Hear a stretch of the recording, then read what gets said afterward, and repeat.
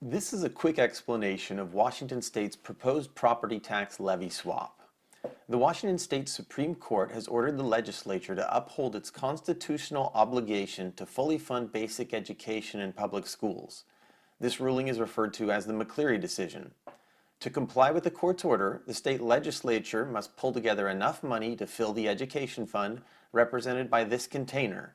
The money can't come from any other sources. The state itself must fill the funding. These rolls of coins represent current education funding. Education funding comes from different sources. The orange coin rolls here are state funding. There are also coin rolls which come from local property tax levies, represented by cities and towns in blue and red. The court's order requires the state fill this budget container with state funds, only orange money. This creates two problems for the state. The first problem is obvious. The state needs to find more money to fill the empty space at the top of the container.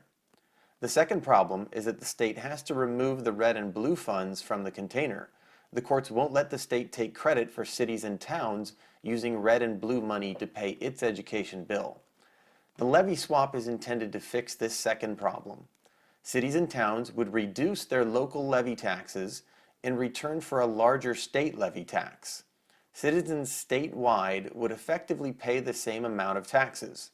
They'd simply pay more property taxes to the state to be wrapped up in orange rolls, and less to their local government in blue and red rolls.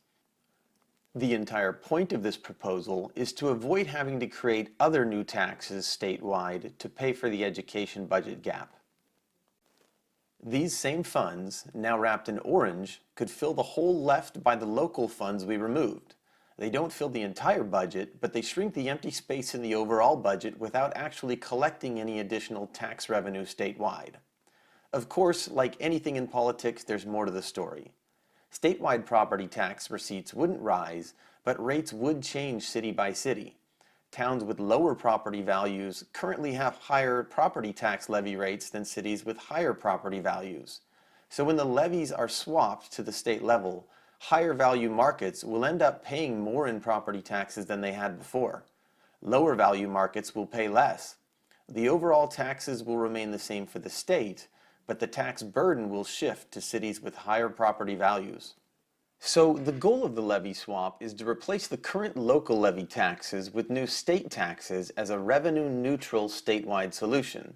But remember that the container we showed still wasn't full at the top, even with both current taxes. The state will still need to find more money to fully fill the budget. It will need to allocate even more state tax revenue. The total of the orange money here now represents full education funding by the state. If we don't do the levy swap, overall taxes for property owners would likely be higher than this.